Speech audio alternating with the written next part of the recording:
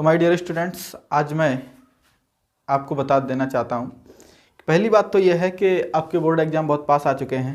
आप ज़्यादा किसी भी चीज़ से डिस्ट्रैक्ट ना हो, अपनी पढ़ाई जारी रखें। आपने जो टारगेट सेट किया है उस टारगेट को अचीव करें। और मैं आपसे ये कहना चाहता हूँ कि टारगेट लक्ष्य के सिवा आप अभी दूसरी चीज़ पे स्टूडेंट लाइफ में फोकस ना करें, क्योंकि हम आपसे केवल एक ही दो लाइन कहना चाहते हैं आपके लक्ष्य के प्रति कि सारी दुनियादारी छोड़ के लक्ष्य के पीछे भागते रहो। दुनियादारी छोड़ के लक्ष्य के पीछे भागते रहो। लोगों का सिर्फ वक्त आता है, तुम्हारा दौर आएगा। लोगों का सिर्फ वक्त आता है, तुम्हारा दौर आएगा। तो अब हम बात करेंगे आगे कि सबसे पहली बात करते हैं कि मैथ एक ऐसा सब्जेक्ट है कि जो बहुत ही प्रैक्टिस आपसे चाहता है। क्या चाहता है? प्रैक्टिस चाहता है। दूसरी बात यह है कि मोस्टली स्टूडेंट्स को मैथ सब्जेक्ट में बहुत ही डर लगता है, या फिर बच्चों को ये लगता है कि इस सब्जेक्ट में हमसे 70+ मार्क्स नहीं ला सकते कितना भी पढ़ें। तो हम उनको बता देना चाहते हैं कि ऐसा कुछ भी नहीं है और इम्पॉसिबल कोई भी काम नहीं होता है। इम्पॉसिबल वर्ड को आप यदि रिपीट धीरे धीरे पढ़ें तो वो खुद कहता है I am possible. Impossible word को यदि आप धीरे धीरे पढ़ें, आई जैसे इम्पॉसिबल वर्ड है, तो इम्पॉसिबल वर्ड को आप धीरे धीरे पढ़ें तो वो ये खुद कहता है आई एम पॉसिबल। ठीक है, इम्पॉसिबल वर्ड खुद में कहता है कि आई एम पॉसिबल, मैं संभव हूँ। ठीक है, तो मैं आपसे यही कहना चाहता हूँ कि मैथ, आज हम उस कारण को बताते हैं कि बच्चों को मैथ से डर क्यों लगता है या बच्चों के मैथ समझ में क्यों नहीं आता। ठीक है, ऐसा होता है कुछ चैप्टर वो आसानी से पढ़ लेते हैं और बाकी के जो 6 चैप्टर रह जाते हैं वो पढ़ने का ना तो प्रयास करते हैं, ना ही पढ़ने का मन लगता है और वो उन्हें बहुत ही बोरिंग चैप्टर लगते हैं। ठीक है, तो उसका कारण क्या होता है आज हम बताएंगे। आप इस वीडियो को लास्ट तक देखते रहें।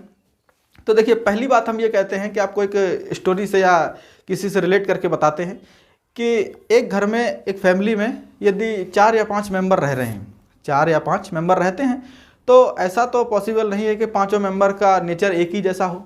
कोई गुस्सा किसी को ज़्यादा आता है, कोई बहुत ही शांत स्वभाव का व्यक्ति होता है जो कि बिल्कुल जैसे गुस्सा ही नहीं आता, चाहे कुछ भी करो, उससे कुछ भी कह लो या कर लो लेकिन उससे गुस्सा नहीं आता है। वैसा ही अब सेम सिस्टम मैथ का होता है बेटा, कि यदि अब हम ये प्रयास करें कि उन पाँचों मेंबर्स को हम एक ही नेचर में बदलना चाहें, 5 मेंबर्स को यदि एक ही नेचर में बदलना चाहें तो क्या पॉसिबल हो सकता है? नहीं बदल सकते हम। हो सकता है एक को प्रयास करके थोड़ा बहुत परिवर्तन ला सकते हैं, लेकिन उसको भी पूर्णतः परिवर्तित नहीं कर सकते।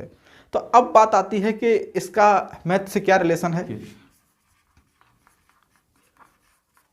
तो हम बात करते हैं कि कुछ चैप्टर ऐसे होते हैं जो कि कॉन्सेप्ट पे डिपेंड होते हैं।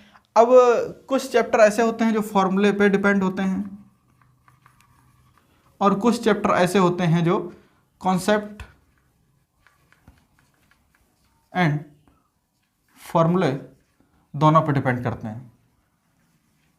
ठीक है, तो देखिए, अब यहाँ भी मैथ के चैप्टर्स का 3 तरह का नेचर होता है बेटा। पहला, कॉन्सेप्ट पे डिपेंड करते हैं, जिनका टोटली जो चैप्टर है वो कॉन्सेप्ट पे ही डिपेंड रहते हैं। ठीक है, उनमें ना तो कोई फार्मूला यूज होता है और ना ही कोई जो भी कैलकुलेशन ज़्यादा होती है। ठीक है, यदि आपने कॉन्सेप्ट समझ लिया तो आप उसको पढ़ सकते हैं, यदि कॉन्सेप्ट नहीं समझा तो आप नहीं पढ़ सकते हैं। ठीक है, दूसरे तरह के चैप्टर होते हैं फार्मूले पे डिपेंड करते हैं। यदि फार्मूले आपने सीख लिया या लर्न कर लिया जैसा भी है, तो अगर फार्मूला आपको आता है तो आप उस क्वेश्चन की जो भी एक्सरसाइज आप कर सकते हैं, अन्यथा आपको प्रॉब्लम आएगी। ठीक है, तीसरा ये होता है कि तीसरा नेचर ये होता है चैप्टर्स का कि कॉन्सेप्ट और फॉर्मूले दोनों पे डिपेंड रहते हैं वो। यदि आपने कॉन्सेप्ट सीख लिया, फॉर्मूला नहीं याद है, तब भी आपको प्रॉब्लम आएगी। यदि फॉर्मूला आज सीख लिया, कॉन्सेप्ट नहीं आपको आता है, तब भी प्रॉब्लम आएगी। ठीक है, तो अब बात ये होती है कि अब यहाँ इन चैप्टर्स को बच्चे क्या करते हैं मोस्टली कि फॉर्मूले बेस्ड जो भी चैप्टर होते हैं उनको पढ़ने में उन्हें बहुत ही आसान लगता है, क्योंकि उन्हें एक ही फॉर्म पता है कि साइन एक्स का जो भी अवकलन है वो हमारा कॉस एक्स होता है। बात खत्म है, इतना सब जानते हैं। अगर कहीं sine x D upon D x sine x लिखा है तो उन्होंने कॉस एक्स बता दिया उसका सीधा सीधा। अब कॉन्सेप्ट का जैसे कि रिलेशन एंड फंक्शन है, जैसा कि 12th क्लास का पहला चैप्टर रिलेशन एंड फंक्शन है, तो ये चैप्टर बेटा टोटली कॉन्सेप्ट पे डिपेंड है। यदि आपने कॉन्सेप्ट क्लियर नहीं है तो आप उस चैप्टर को नहीं पढ़ सकते। ठीक है, अब बात आती है कि जो भी डिफरेंशिएशन या अवकलन या इंटीग्रेशन जो भी है, अब इस चैप्टर की बात करें तो ये चैप्टर हमारा फॉर्मूले पे डिपेंड रहता है। जैसे त्रिकोणमिति है 10th में, जैसे 10th में त्रिकोणमिति है। ये चैप्टर्स ऐसे हैं जो कि टोटली फॉर्मूले पे डिपेंड करते हैं। टोटली किस पे डिपेंड करते हैं? फॉर्मूले पे। अब तीसरा जो है हमारा कुछ चैप्टर ऐसे हैं जो कि कॉन्सेप्ट और फॉर्मूले दोनों पे डिपेंड रहते हैं। जैसे कि आपको बता दें प्रायिकता है, जैसे कि प्रायिकता है, प्रायिकता हमारी फॉर्मूले पर भी डिपेंड रहती है और कॉन्सेप्ट पर भी डिपेंड रहती है। ठीक है, अब तीनों 3 तरह के चैप्टर हो गए। अब यदि हम ये बात की जाए कि रिलेशन एंड फंक्शन को त्रिकोणमिति की तरह पढ़ा दिया जाए, ऐसा क्या पॉसिबल है? त्रिकोणमिति में हम डायरेक्ट फॉर्मूला लगा देते हैं कि tan थीटा बराबर sin theta upon cos theta. ठीक है, क्या अब ऐसा कोई फॉर्मूला हम रिलेशन एंड फंक्शन के अंदर बना सकते हैं? ऐसा पॉसिबल नहीं है।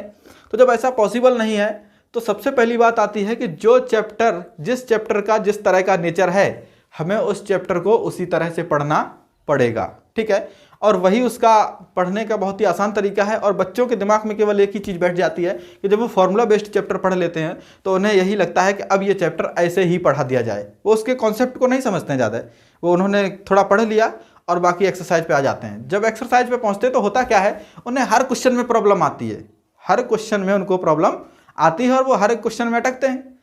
तब उन्हें क्या लगता है, वो चैप्टर बहुत बोरिंग लगता है। ठीक है, तो मैं इसलिए आपको एक ही सलाह देना चाहता हूँ कि आप जो चैप्टर पढ़ें तो उससे पहले उसका नेचर जान लें कि ये किस नेचर का चैप्टर है, और उस चैप्टर का जैसा नेचर है उसी तरह से उसको पढ़ना शुरू करें।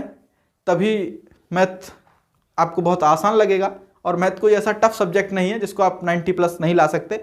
बहुत ही आसान सब्जेक्ट है मैथ, क्योंकि उसमें कुछ याद नहीं करना पड़ता है, टोटली प्रैक्टिस पे डिपेंड रहता है। आप पढ़िए और घर पे प्रैक्टिस करिए। इसी के साथ आगे हम लोग कल मिलते हैं नेक्स्ट वीडियो में। ठीक है, ओके, थैंक यू।